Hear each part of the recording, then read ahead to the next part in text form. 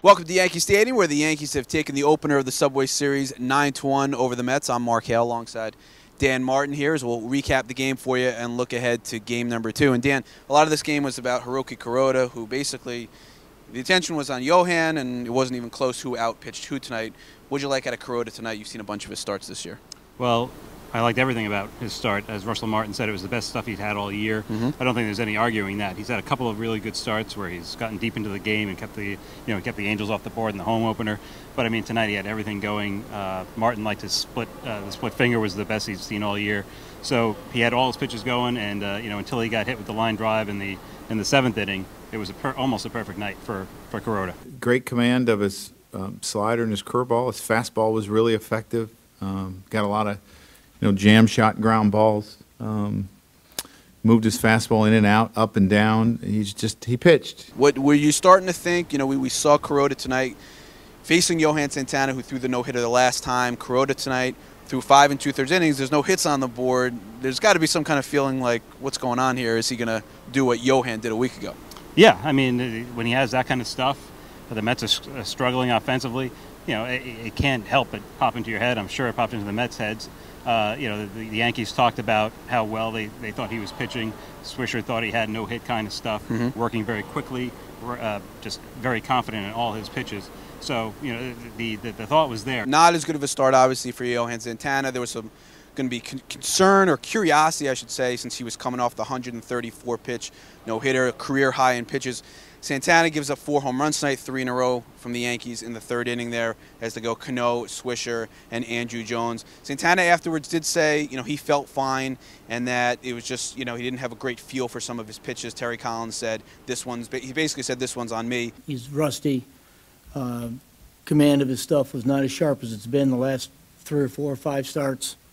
So it's my doing, not his. We saw with Cano tonight, he struggled a lot this year with runners in scoring position and in clutch situations. Those situations didn't come up tonight, but he still looked pretty good considering he's facing a guy who's coming off a no-hitter. Absolutely.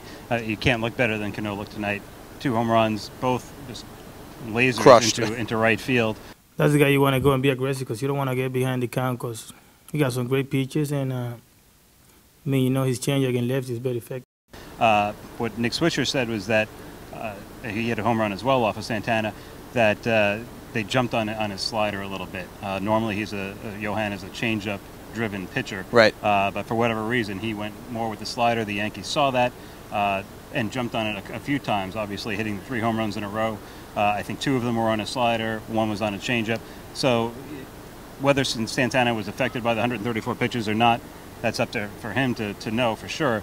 But certainly the Yankees took advantage of every mistake that he made and made him pay for it. We've been seeing the Mets and Yankees play each other in the Subway Series all the way back to 1997, and the guy who's been the best in the Subway Series for those 15, 16 years has been Derek Jeter. Tonight was not the case for him. He has pretty much as bad a game as you can have, and he's really been a guy who's been struggling for a while now, hasn't he? Yeah, I mean, the great start that he got off to in April and most of May is kind of a thing of the past. I mean, he's 0 for 17 now in his last few games. Tonight he also made an error.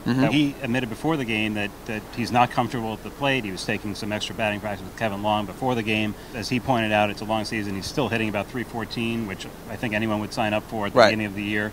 But at some point, it maybe becomes alarming. We'll see what happens in Game 2. It's going to be Dylan G against Phil Hughes. Dylan G is in a pretty good stretch right now for the Mets. He's a guy who I think his last 4 starts all been quality since that start in Toronto where he really got hammered. And Hughes is a guy on a pretty good run too. We've seen him pitch a lot better lately, especially considering this is a guy who, for his last 30 starts or whatever, going back to I think it was 2010, he'd really been struggling.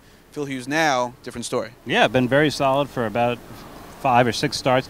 So he's shown some definite signs. Earlier in the year, he was just, even when he had decent stuff, he was not efficient at all. His pitch count was way up. He's gotten that a little bit more under control now. He said he's fixed some things, tightened up his fastball, his delivery on his fastball and his curveball.